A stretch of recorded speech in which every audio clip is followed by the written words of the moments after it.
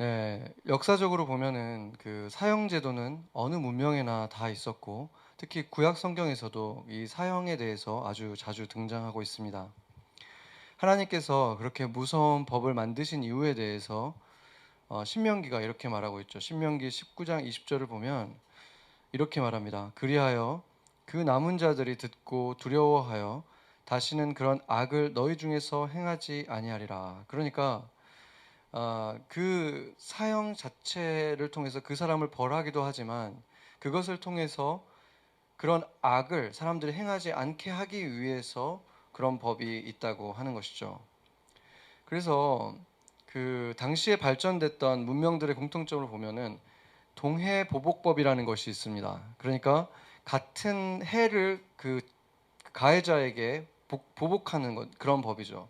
그게 이제 함무라비 법전에도 나와 있고 우리 구약 성경에도 있는데 한마디로 말하면 눈에는 눈, 이에는 이 이런 법인 거죠. 그래서 당한 대로 똑같이 갚아주는 것, 생명에는 생명으로 갚아주는 이렇게 그것이 바로 이 법입니다. 어떻게 생각하면은 잔인하고 무서운 법 같다고 생각할 수 있지만 사실은 인간을 만약에 이런 법을 주지 않고 그냥 맡긴다면은 한 대를 맞은 사람이 한 대만 갚아주겠습니까? 그렇게 안 하죠. 몇 배로 되갚아주지 않습니까? 그것이 인간의 본능적인 이 보복의 심리이기 때문에 그렇게 되면은 그 다음 사람은 또 더 심하게 보복을 하게 되고 끝없는 그런 악순환의 고리가 생기겠죠. 그렇기 때문에 바로 당한 만큼만 갚게 하는 것, 그것이 바로 동해 보복법이고 그것이 바로 악순환의 고리를 끊기 위해서 제정되는 법입니다.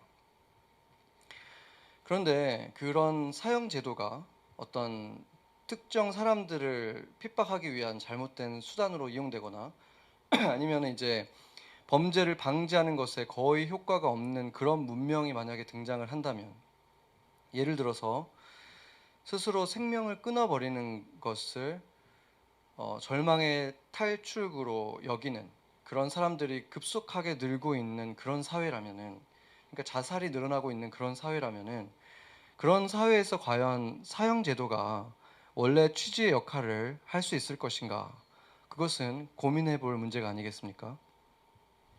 우리가 살고 있는 지금 미국에도 아직도 30개의 주에서는 사형 제도가 남아 있습니다. 물론 실제로 집행되는 것보다는 많이 중단되어 있긴 하지만 여전히 법적으로 남아 있는데, 놀랍게도 통계를 보면은 사형수들이 평균 이제 갇혀 있다가 그 DNA 판독 등을 통해서 그들이 무죄라는 것이 밝혀지는 그런 사람들이 꽤 많이 나오고 있는데 9명 중에 1명이 그렇게 나온다고 합니다. 그러니까 9명 중에 1명은 어, 자신이 저지르지도 않은 죄 때문에 사형수가 되어서 갇혀 있었던 건데, 그들이 평균 갇혀 있는 그 시간도 8년 10개월이나 되는 거죠. 거의 9년 가까이를 자신이 저지르지도 않은 죄 때문에 사형수로 갇혀 있는 일들이, 사형수들 중 가운데에서 9명 중에 1명이, 엄청난 숫자죠. 그런 사람이 그 사형수로 갇혀 있었거나 심지어 실제로 사형을 당하기도 했다는 것이죠. 게다가 그 사형을 피하지 못한 사람들, 억울했지만 사형을 피하지 못한 사람들을 조사를 해보니까 대부분 다 배우지 못했고 가난해서 유능한 변호사를 선임할 능력이 없는 그런 사람들이었다는 거예요. 그런 사실을 볼 때 그게 얼마나 우리를 마음을 불편하게 만듭니까? 그런데 만약에 그런 억울한 사람들이 그런 징계나 보복을 피할 수 있고 자신의 신분과 상관없이 그 제대로 된 재판을 받을 수 있는 그렇게 갇히고 사형을 당하는 것을 피할 수 있는 그런 곳이 있다면 얼마나 좋겠습니까? 그런 곳이 바로 도피성이었죠. 그 도피성이 처음으로 언급된 곳은 오늘 우리가 본 여호수아의 20장에서도 나오고 있지만 원래 처음 말씀하셨던 것은 출애굽기 21장에 나오고 있고 그 이후에 민수기 35장 또 신명기 19장에 여러 차례 점점 더 구체적으로 그 명령을 주시고 또 예언을 해주셨습니다. 그때는 그러니까 민수기나 신명기 때는 아직 그것이 실현되려면 멀었죠. 왜냐하면 아직 이 여호수아 시대가 아니고 아직 땅을 차지하지도 않았기 때문에 그 도피성을 만들 수 없는 상황이었죠. 아직 광야에 있었기 때문에. 그런데도 하나님께서 점점 구체적으로 출애굽기 때부터 민수기 신명기까지 계속해서 그것을 반복해서 말씀하면서 점점 더 구체적인 그 도피성의 어떤 운영 방식이라든지 어떻게 해야 된다는 것을 율법처럼 만들어 주고 계신다는 거죠. 그래서 이제 드디어 오늘 이 여호수아 20장에서 그 도피성이 어디에 설치될 것인가, 그것이 이제 세워지는 실제화되는 일이 일어나는 것이죠.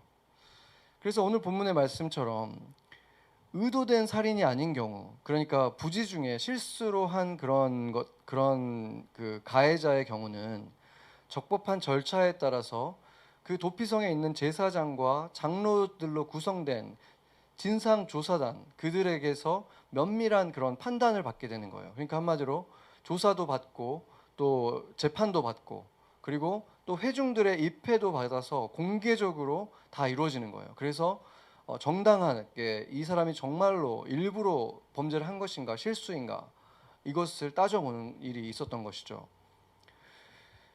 그리고 이 도피성은 이 6개가 있었는데 3개는 요단 동편, 그리고 3개는 요단 서편, 이렇게 나눠져 있었고, 그것이 또 그 위치를 보면은 그 정확한 위치를 우리가 알 수는 없지만 대략적으로 보자면은 모든 사람들이, 모든 지파가 그 가까운 거리에서 찾아갈 수 있는 그런 거리에 흩어져 있었습니다. 6개가. 그래서 그 유대 전통에 또 의하면은 그 이제 레퓨지라는 그 말이 미클라트라는 말인데, 그 미클라트라는 그 표지판을 그 도피성 근처에다가 세워놔서 그것을 금방 찾을 수 있도록 또 해놨다고 합니다. 그리고 놀라운 것은 유대인뿐만이 아니라 그 이스라엘 진영에서 살고 있는 이방인 가운데에서도 그들 안에서 영주하는 자들 같은 경우는 똑같은 혜택을 다 받도록 했습니다. 그러니까 이게 지금 3,500년 전의 법인데 이렇게 거의 평등하게, 모든 사람들에게 평등하게, 그리고 억울한 누명을 쓰지 않도록 인권을 이렇게 보장해주는 법이 있었다는 것이 너무나 놀라운 것이죠. 그런데 또 한 가지 좀 신기한 거는 오늘 본문 6절을 보면은 그 사람들이 이제 재판을 받고 나서 이제 의도된 살인이 아니었다는 것이 밝혀지고 나면은 이제 무죄한 사람이 됐잖아요. 만약에 그 사람이 일부러 했다는 게 밝혀지면은 다시 이제 그 벌을 받게 돼 있는 거죠. 똑같은 벌을. 그렇지만 만약에 이 사람이 의도된 살인이 아니라는 게 밝혀지면 이제 고향으로 돌아갈 수 있어야 되는데 바로 돌아가지는 못해요. 언제 돌아가냐면 당시에 이제 있던 대제사장이 있잖아요. 그 사건이 일어났을 때 대제사장은 한 명밖에 없죠. 이스라엘 전체에 한 명 있는 거예요. 그렇죠? 그때 이제 실로에 있었겠죠. 그 대제사장이 이제 그 소천할 때까지 못 가고 그 자기가 속해 있는 그 도피성에 머물다가 대제사장이 죽고 이제 다음 대제사장이 세워질 때 그때 이제 거기서 풀려나서 자기의 고향으로 돌아갈 수 있게 됩니다. 이것을 보면은 굉장히 놀라운 것이죠. 대제사장이 그러니까 그 생명이 끝나는 날, 그 임기가 끝나고 생명이 딱 끝나는 날에 6개에 있는 그 도피성에 있던 모든 그 범죄자들이 사면을 받는 거예요. 그의 죽음과 함께 사면을 받는다. 놀라운 장면 아닙니까? 이것이야말로 하늘의 대제사장인 예수님의 죽음이 모든 지상에 있던 죄수들의 그 죄를 사면해 주는 것과 똑같은 거죠. 이것을 예표하는 것이 바로 이것입니다. 그렇기 때문에 도피성 자체를 예수님의 몸을 상징한다. 도피성 안에 있는 것이 우리가 예수님 몸 안에 들어가는 것을 상징하고, 이 도피성이 그렇기 때문에 교회를 상징하는 것이죠. 이 도피성 안에서는 그들이 살인을 저지른 사람들이지만 이제 무죄한 사람이 되어서 어떤 죄인으로서가 아니라 새로운 삶을 거기서 무죄한 자로서 그 도피성 안에서 살아갈 수 있게 해주는 거예요. 그러니까 새 인생을 시작할 수 있게 해주는 거죠. 다시 한번 세컨 찬스를 주는 것입니다. 그렇다면 교회도 바로 그러한 곳이 돼야 되겠죠. 실수를 저지른 일이 있었고 잘못한 것이 있었지만 주님 안에서 용서를 받은 사람이라면 그에게 다시 기회를 주는 것이죠. 용납해주고 용서해주고 받아주는 것. 세상에서는 아직 못 받아주고 있어도 교회 안에서는 다시 한번 기회를 주는 것. 바로 이러한 곳이 교회가 돼야 된다는 것입니다. 그런데 정말 놀라운 것은 이 모든 계획들 있잖아요. 이 도피성에 대한 계획이 언제 생겨졌냐면 그 땅에 들어가기도 전에, 그렇잖아요. 이 땅에 들어가기도 전에, 이 땅이 분배도 받기도 전에, 심지어 범죄가 일어나기도 한참 전에, 이런 상황에서 주님은 이미 피할 길을 마련해 놓으셨다는 거예요. 아직 그 땅에 들어가지도 않았잖아요. 아직 광야에 있잖아요. 근데 그 모든 것들, 너네들이 거기 가서 이런 잘못을 저지르면 피할 길을 내가 이렇게 미리 마련해 놓겠다. 그렇게 이미 은혜로 그런 곳을 마련해 놨다는 거예요. 이것을 보면은 우리가 이제 삶을 살면서 억울한 환난을 만나고 고난을 만나지만 그 고난 속에서도 하나님은 우리를 위해서 분명히 피할 길들, 도피성 같은 곳을 마련해 두셨다는 거죠. 우리의 실수로 죄를 짓게 되는 거지만 그 순간이 와도 하나님의 백성들에게는 하나님께서 도피성을 마련해 두셨다는 것입니다. 그것이 바로 그의 날개 아래에 있는 주님의 사랑의 보호를 받고 있는 사람들에게 주어지는 축복인 것입니다. 그런데 이런 질문을 할 수 있죠. 그러면 하나님께서 그런 도피성을 두지 말고 차라리 그냥 일부러 하는 범죄라면 모르겠지만 그렇게 의도하지 않았지만 일어나는 어떻게 보면 좀 억울한 그런 범죄들이 일어나는 것은 사고들이 일어나는 것은 하나님이 좀 막아주실 수 있지 않았을까? 왜 다른 사람도 아니고 하나님의 자녀들이 이렇게 억울하게 자신의 잘못도 아닌 실수로 그런 사고가 나는 것을 하나님이 그냥 방치하실까? 이런 질문이 생길 수밖에 없죠. 그래서 우리가 이제 그 도피성에 대해서 가장 먼저 언급한 곳을 우리가 한번 볼 텐데 출애굽기 21장 13절에 보면 이렇게 말하고 있습니다. 만일 사람이 고의적으로 한 것이 아니라 나 하나님이 사람을 그의 손에 넘긴 것이면 내가 그를 위하여 한 곳을 정리하리니 그 사람이 그리로 도망할 것이며. 아멘. 그러니까 한글 성경으로 지금 보면은 이 일이 사람이 고의적으로 한 것이 아니라 내 하나님이 지금 그의 손에 그 사람의 생명을 넘겨버린 것이다. 그러니까 내가 저지른 일이다. 그랬을 경우에는 한 곳을 정하리니 그리로 도망갈 것이다. 여기서는 아직 도피성이란 말은 안 했죠. 근데 도피성을 말하는 거죠. 그런 곳을 이제 내가 정해줄 것이고 거기로 도망가게 할 것이다. 이렇게 말하고 있는 거예요.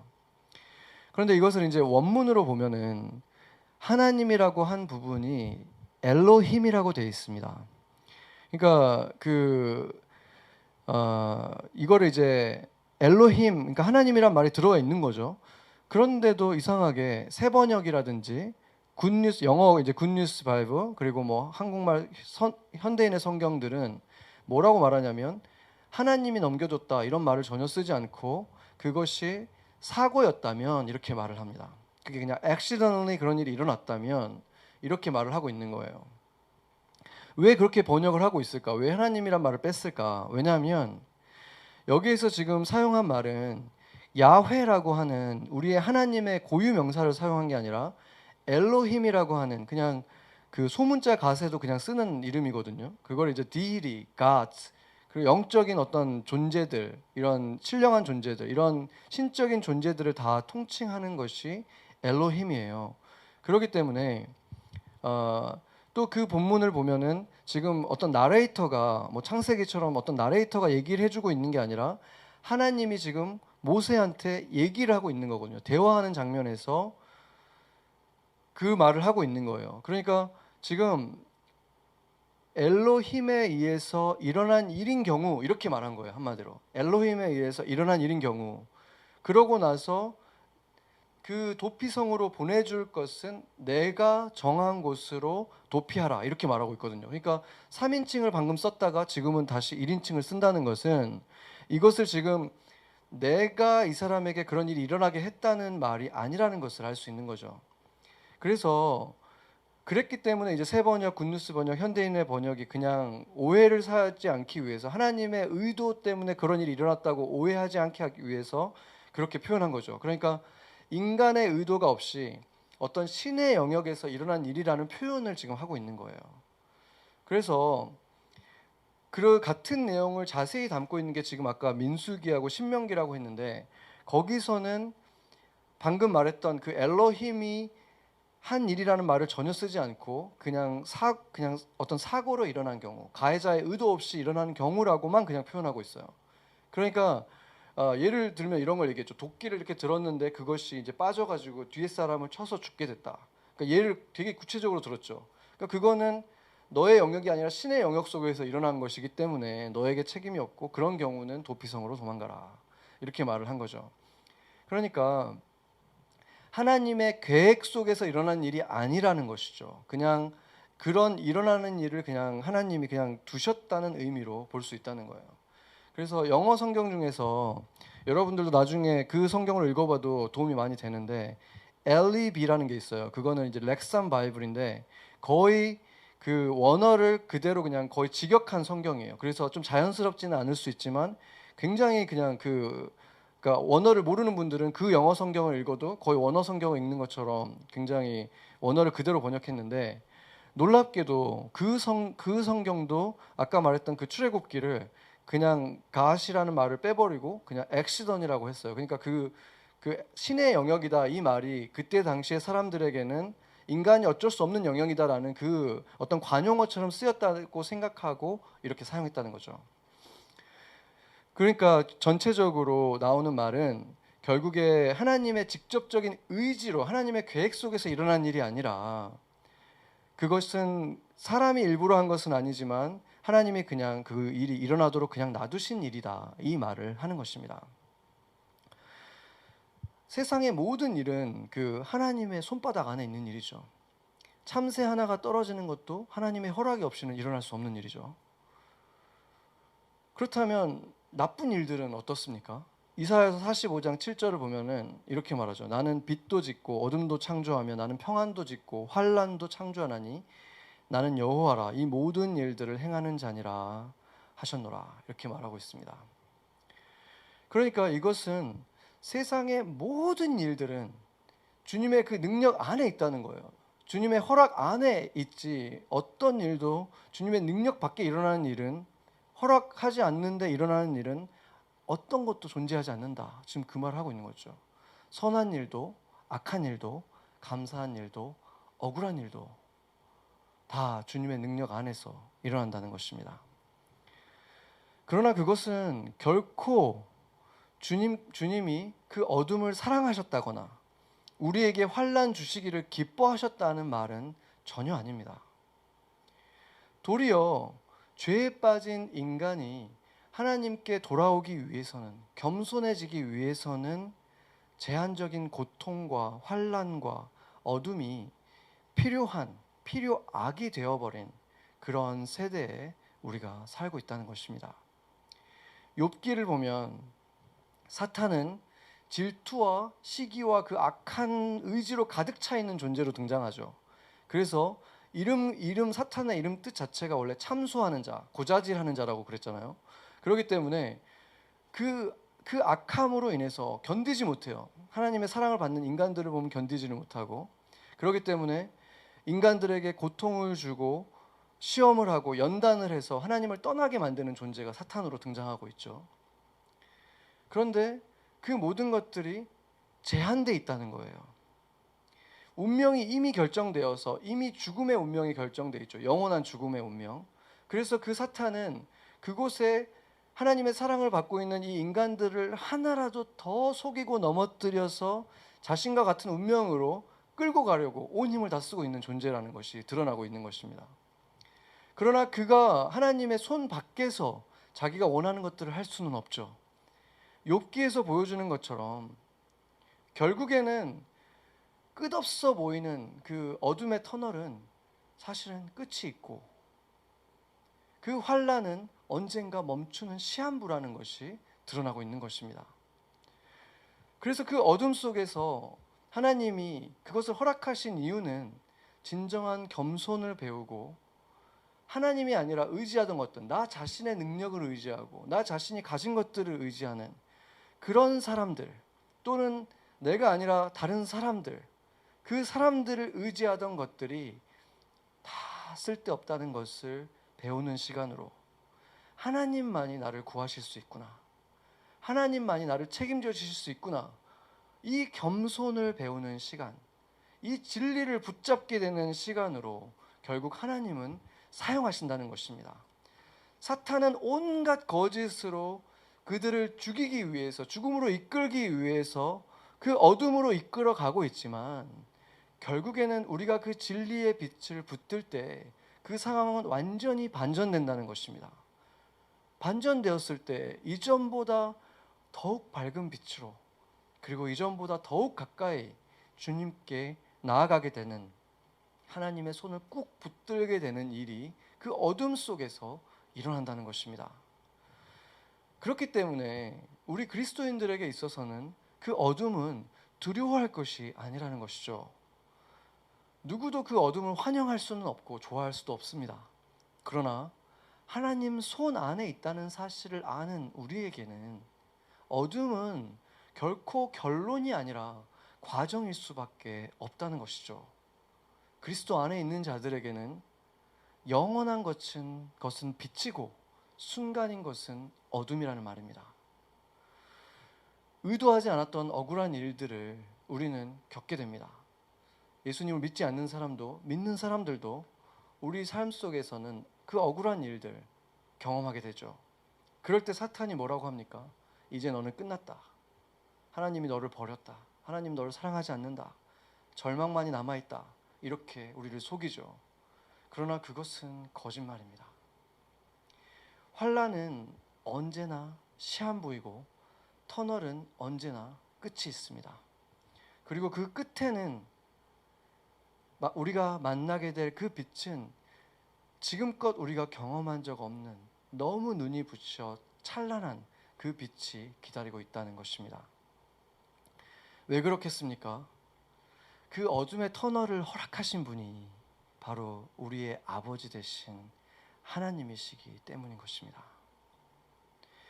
그래서 환난의 이유를 우리는 다 알 수는 없지만 우리는 믿는 것이죠.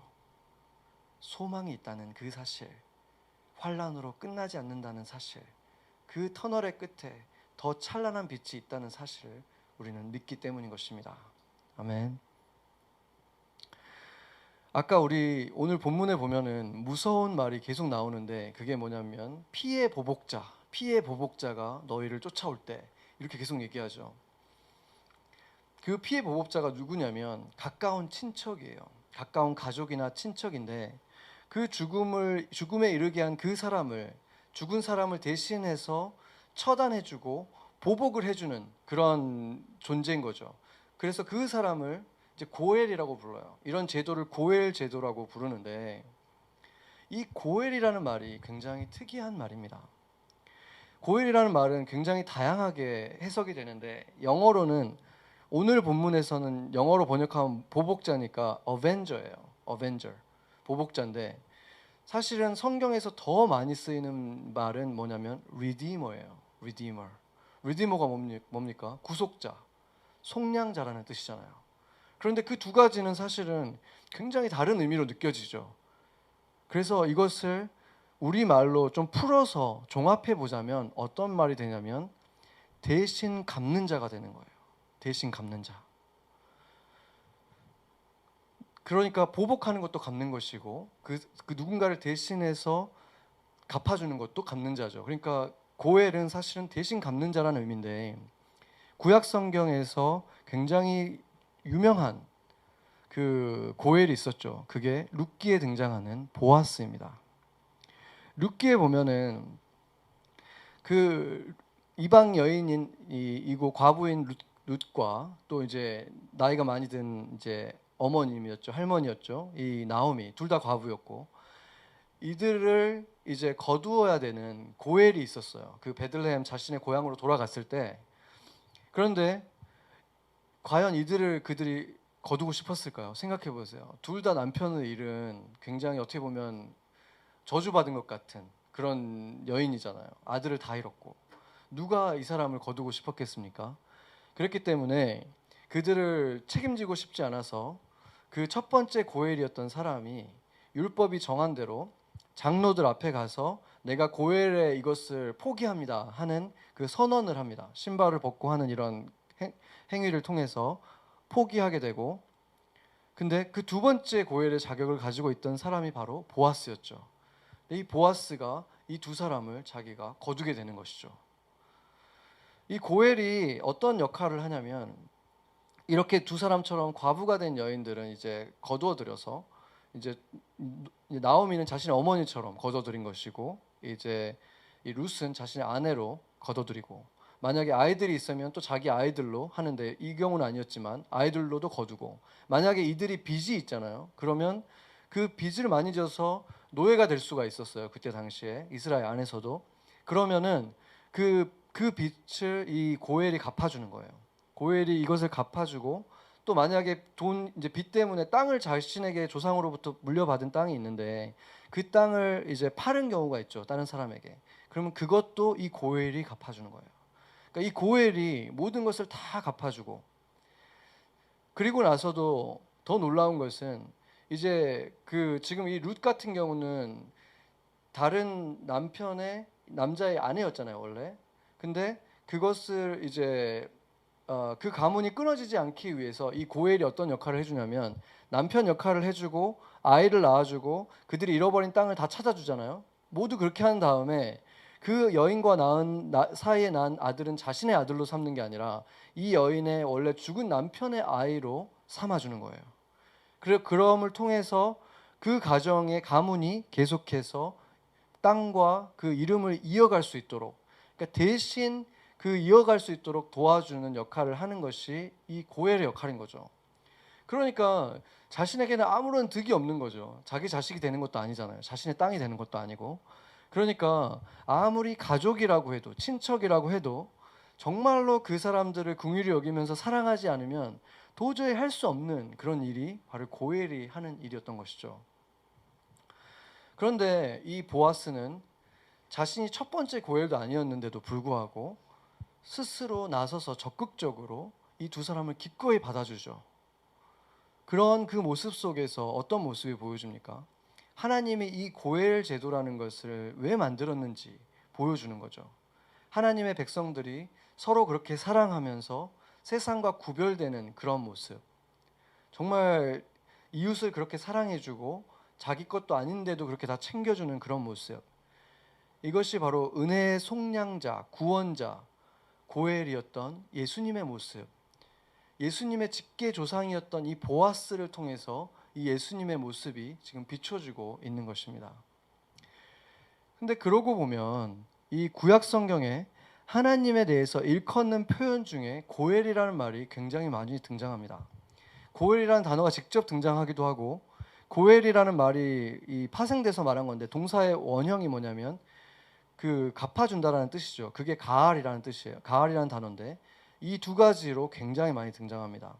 예를 들어서 신명기 7장 8절 보면, 너희를 그 종되었던 집에서 애굽 왕 바로의 손에서 속량하셨으니, 여기에서 속량했다는 말이 바로 가알이고, 또 시편 103편도 보면 내 생명을 파멸해서 속량하시고 인자와 긍휼로 간을 씌우시며, 여기서도 가알이라는 말이 쓰였고, 또 시편 71편 23절 보면 내가 주를 찬양할 때 나의 입술이 기뻐 외치며 주께서 속량하신 내 영혼이 즐거워하리이다, 이때도 쓰였고, 이사야서 43장 14절 너희의 구속자여 이스라엘 거룩한 이 여호와가 말하노라, 너희의 구속자, 이 구속자가 바로 고엘입니다.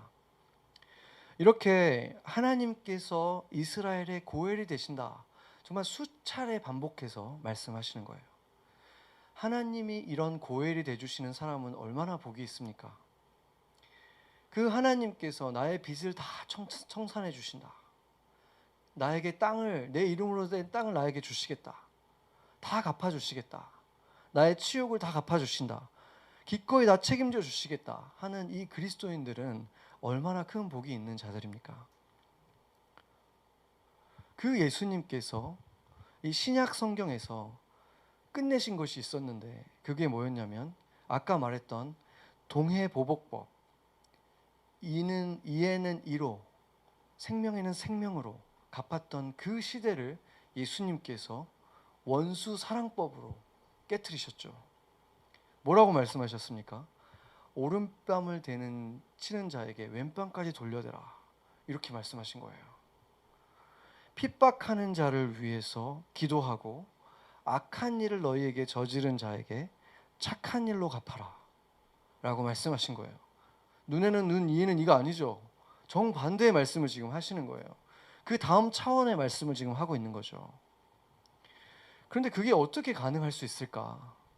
눈에는 눈, 이에는 이, 이런 동해보복법도 사실은 인간의 본능에 비하면은 굉장히 그것을 제한해 주는 법이잖아요. 원래 몇 배로 갚아야지 속이 풀리는 게 인간인데 그렇게 못하고 딱 그만큼만 갚게 한 것이 동해보복법이라 그랬잖아요. 그것만으로도 이미 인간의 그런 복수심을 제한하고 있는 것인데 어떻게 나에게 해를 끼친 사람에게 갚아주기는커녕 그에게 다른 뺨도 돌려대라? 어떻게 인간이 그렇게 할 수 있겠습니까? 우리의 고엘이 우리에게 그렇게 해주셨기 때문인 거죠. 그래서 가능한 거예요. 예수님은 자신을 십자가에 못 박고 침을 뱉고 모욕을 주고 수치심을 안겨줬던 그 유대인들을 용서해 주셨죠. 그리고 그들을 위해서 십자가를 지신 거예요. 자신에게 채찍질을 하고 비웃었던 그 면류관을 가시 면류관을 씌우고 비웃고 채찍질했던 그 로마의 병사들을 위해서 죽으시고 십자가를 지셨잖아요. 그것이 무엇을 말해줍니까? 말씀하신 대로 그들을 위해서도 고엘이 되어 주시는 거죠. 우리를 위해서 바로 그렇게 고엘이 되어 주신, 우리를 용서해 주신 분이 예수님이기 때문에 우리도 그렇게 고엘이 될 수 있는 것이고, 그분이 우리 안에 또 살고 계시기 때문에 그 생명이 우리 안에서 흥왕할 때 우리도 그렇게 누군가에게 고엘이 되어줄 수 있다는 것입니다. 고엘이 함께하는 사람은 복수하지 않는 사람이죠. 똑같이 갚아주지 않는 사람이에요. 세상은 여전히 방식은 좀 달라졌지만 나한테 한 대로 어떤 식으로든 갚아줘야 된다는 것이 당연하게 여겨져요. 그런데 고엘과 함께하는 사람은 용서가 점점 쉬워지는 사람인 거예요. 세상의 용서는 어떻습니까? 없었던 일로 해줄 테니까 다시는 내 눈앞에 나타나지 마, 이렇게 말하죠. 그것은 성경이 말하는 용서가 아닙니다. 성경이 말하는 용서는 오른뺨을 때린 자에게 왼뺨까지 내어줄 테니 이제 내게로 오라. 내가 이렇게까지 할 테니까 내게로 와라. 이렇게 말하는 거예요. 없었던 일로 해줄 테니까 그 일이 없었던 그때로 다시 돌아가자. 그렇게 내게로 와라. 이것이 바로 예수님이 우리에게 보여주신 고엘이 하는 진짜 용서, 성경에서 우리에게 말하는 그 용서는 바로 이 용서를 말하는 것입니다. 보복을 포기하신 고엘, 예수님은 오히려 우리의 고엘이 되시기 위해서 그 치욕과 고난과 침뱉음을, 그 모든 슬픔을 자기가 다 담당하셨죠. 우리의 모든 빚을 다 청산해 주시고 다 치르시고 우리를 깨끗게 해주신 예수님께서 우리를 보아스처럼 신부로 맞아주신 거예요. 그렇기 때문에 그 생명을 가진 우리도, 그 빛을 가진 우리도 이제는 누군가에게 고엘이 되어줘야 하는 것입니다. 같이 기도하시겠습니다.